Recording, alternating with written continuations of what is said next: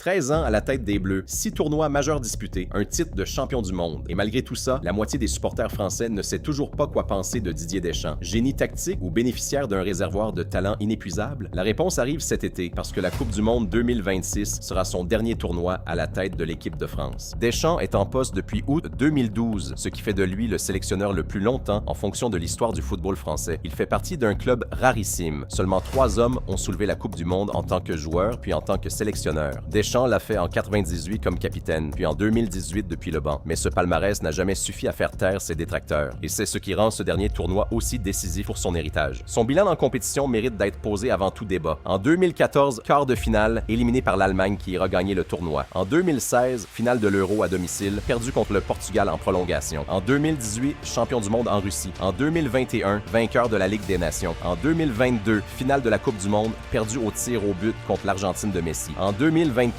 demi-finale de l'Euro, éliminé par l'Espagne, future championne. 6 compétitions majeures, 3 finales, un titre mondial et jamais une élimination avant les quarts de finale. Aucun sélectionneur en activité ne peut afficher un parcours comparable. Si on juge un entraîneur sur ses résultats, le débat devrait être clos depuis longtemps. Mais le débat ne se ferme pas et la raison est simple. Le football de Deschamps ne fait pas rêver. C'est l'éléphant dans la pièce depuis 13 ans et la critique revient à chaque tournoi, parfois même après les victoires. Trop défensif, trop pragmatique, pas assez de jeu, pas assez de spectacle. En 2018, la France a soulevé le trophée et une partie des supporters est rentrée chez elle en parlant d'anti-football. Quand ton titre de champion du monde ne suffit pas à convaincre ton public, le malaise dépasse la question du résultat. Et puis il y a les choix de groupe qui alimentent la controverse. L'affaire Benzema entre 2021 et 2022 a divisé le pays en deux camps irréconciliables. Le rôle fluctuant de Griezmann dans le système a fait couler des litres d'encre à chaque rassemblement. Et la critique la plus fréquente chez les jeunes supporters, Deschamps ne fait pas assez confiance à la nouvelle génération. Il attend, il temporise, il s'appuie sur ses cadres vieillissants jusqu'à l'usure. Avec le réservoir de talent que la France produit chaque année, un autre sélectionneur aurait-il obtenu les mêmes résultats en proposant un football plus ambitieux? La question est séduisante,